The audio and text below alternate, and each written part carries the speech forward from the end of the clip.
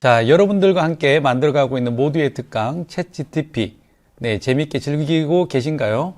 자, 앞에서 이렇게 발표해 주신 내용들을 보면 연결이라는 키워드가 역시 마지막에 남는 것 같습니다. 물론 저도 챗GPT에 대해서 나름 알고 있다고는 하지만 이렇게 또 세세하게 또 분야로 세분화시켜서 들어보니까 또 감회가 남다른 것 같습니다. 자, 그러면 이제 작가님 강의를 들어보니까 궁금한 점이 생기는 게 있는데요.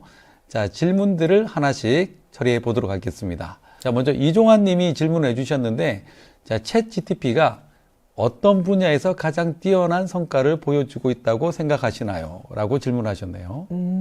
근데 저거는 지금이냐, 한 달 후냐, 그 1년 후냐가 되게 다를 것 같은데, 지금 자체는요, 지금 현실적으로 한국에서 가장 뛰어난 분야는요, 공공문서에 맞습니다. 쓸데없는 써야 되는 텍스트가 있거든요. 이게 쓸데없는 이라기보다 가령 있어 보이는 네. 공기관에 그 경쟁 PT 같은 걸 하잖아요. 그쵸, 그럼 그쵸. 경쟁 입찰을 하라고 그러잖아요. 네네. 그러면 사실은 이런 배경으로 이런 사업, 이런 개요를 해가지고 제안서를 내세요라고 하는데 네네네. 제안서를 낼 때 그걸 또 써야 돼요.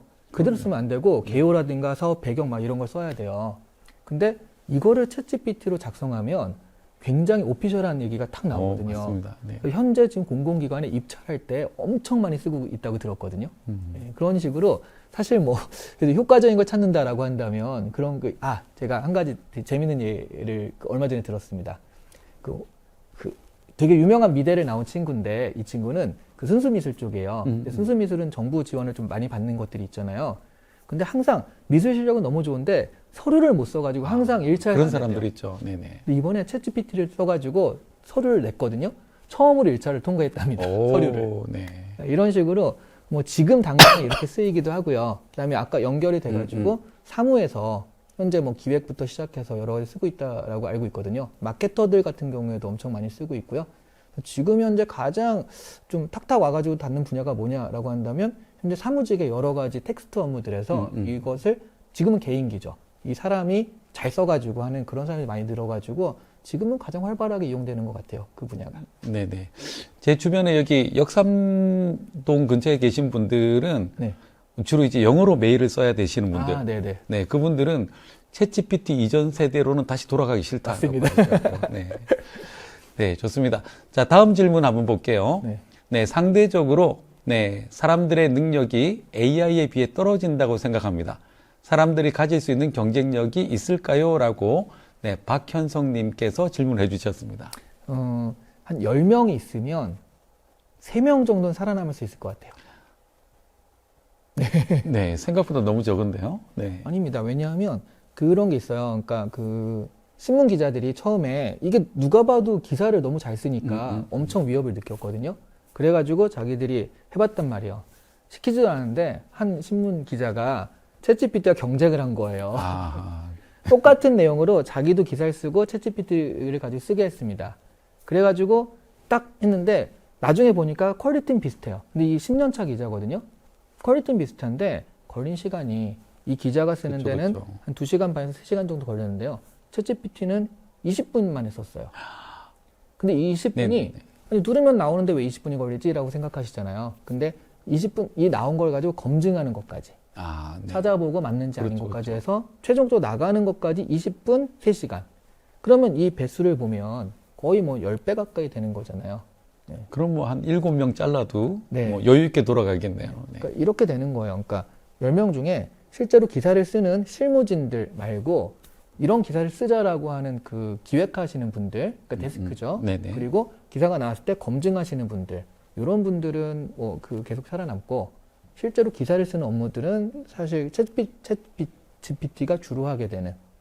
그리고 제가 보기에는 기사가 나왔을 때 잘못되면 누가 책임을 져야 되잖아요. 그렇죠. 책임을 져야 될 사람은 반드시 있거든요. 잘릴 목은 필요하니까. 네, 그렇죠.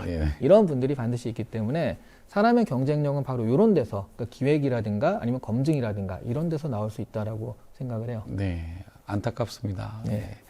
얼마 전에 해외에서 나오는 기사 같은 걸 보니까 조그마한 게임 업체인데 디자이너가 한 10명 정도 되는데 8명을 잘랐다고 하는 얘기가 있더라고요. 비슷한 현상인 것 같습니다. 자, 이번에는 김수호님께서 질문해 주셨는데요. 안녕하세요, 작가님. 작가님 책 GTP 제너레이션을 잘 읽었습니다. 감사합니다. 감사합니다. 감사합니다. 오늘 독자들이 많이 오신 것 그러게요. 같아요. 네. 질문은 GPT 같은 AI가 사람이 하는 일을 대체하는 시대가 오는 것은 확실한 것 같습니다.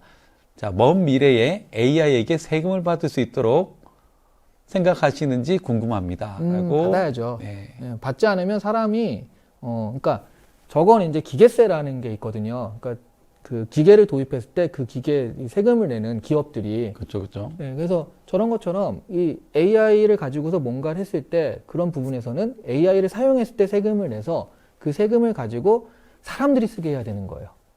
예, 안 그러면 할 게 없거든요. 네, 사람이 뭘 하겠습니까?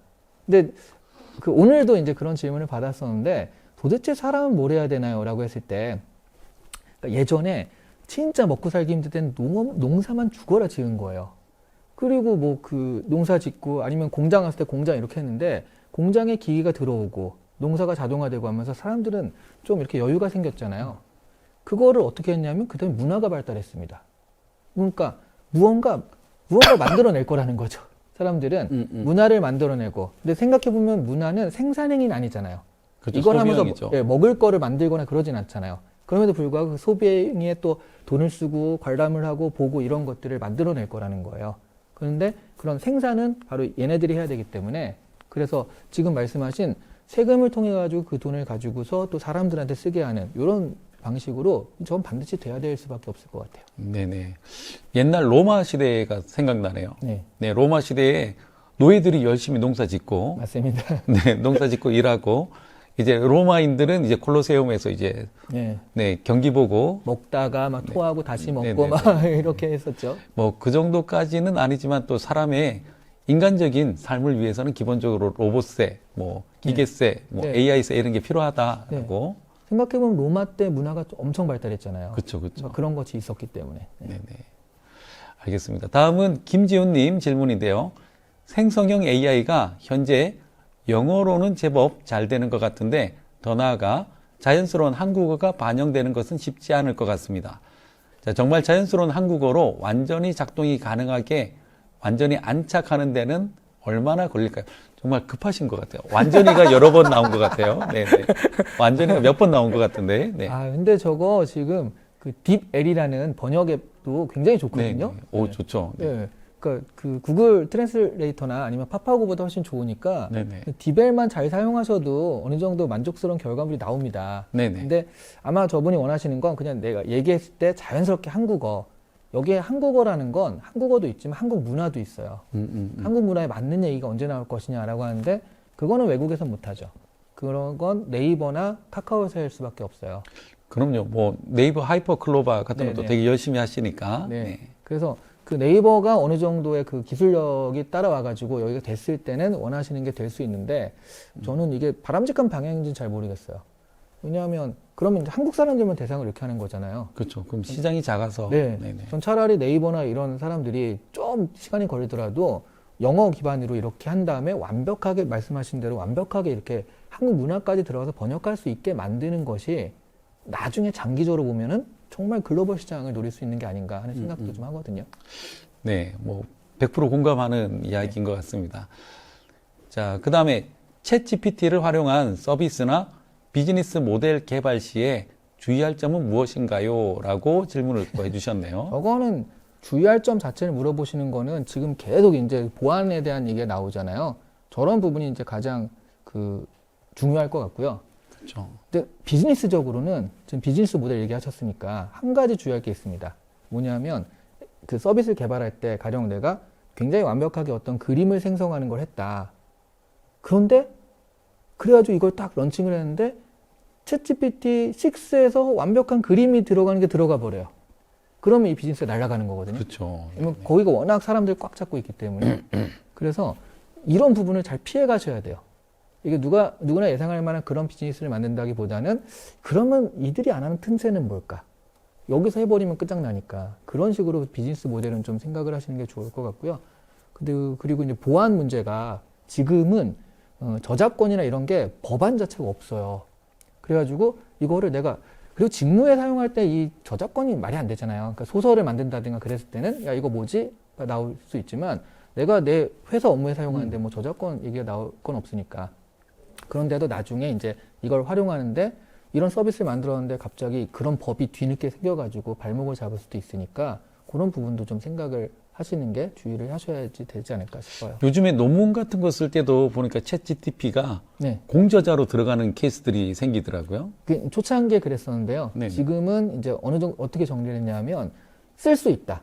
논문을 쓰는데 쓸 수 있는데 저자는 안 된다. 왜냐면 얘가 책임을 못 지니까. 그렇죠. 대신 이 논문에 챗 GPT를 이용했다라고 명시하면 쓸 쓸 수 있다. 이렇게 좀 정리가 되어 가고 있더라고요. 네, 일단은 명시는 하는데 네. 얘는 책임을 못 지니까 네, 저자는 아니다. 그렇죠. 네. 제일 처음에 한 5건 정도 그걸 보고 신기하다라고 네. 생각을 했었는데 네, 일단 정리가 된 것 같습니다. 자, 그 다음에 김상용님께서 질문을 주셨는데 챗 GTP를 좀 써보면 모른다는 의미의 답변을 하지 않고 사실이 아닌 정보를 알려줄 때가 있습니다. 질문할 때 이런 답변을 막을 수 있는 방법이 있을까요? 근데 이거에서 이제 사람의 역량이 되게 중요한데요. 그러니까 이거를 본 다음에 야 이거 좀 이상하다라고 자기가 느낀다면, 그러니까 얘는 내가 이런 걸 얘기해줘라고 해서 얘기를 해준 거거든요. 근데 이게 좀 이상하다라고 느낀다면 좀 빨리 찾아볼 수 있겠죠. 안 그러면 자기가 검색을 해봐야 되거든요. 진짜인지 아닌지. 그래서 사실은 챗 GPT가 있으면 얘가 다 해주겠다라고 하지만 실제로 얘를 빠르게 효과적으로 이용할 수 있는 사람은 그만큼 내가 많이 알고 있는 사람이에요. 자기 분야에서 챗 GPT보다 훨씬 잘하는 사람이 챗 GPT를 훨씬 더 잘 활용합니다. 예를 들어서 제가 이 책을 냈을 때 가장 많이 들었던 질문이 뭔지 아세요? 작가님 혹시 이거 챗 GPT로 쓴 책 아니에요? 이런 얘기 가장 많이 들었거든요. 네네. 처음 해봤습니다. 처음에 얘한테 쓰게 해보려고 딱 했더니요. 나온 결과물을 보니까 제가 더 잘 쓰더라고요. 그렇죠. 네. 네네. 챗 GPT는 이게 확률적으로 언어를 찾아서 조합을 하는 거잖아요. 그러니까 얘는 평균일 수밖에 없어요.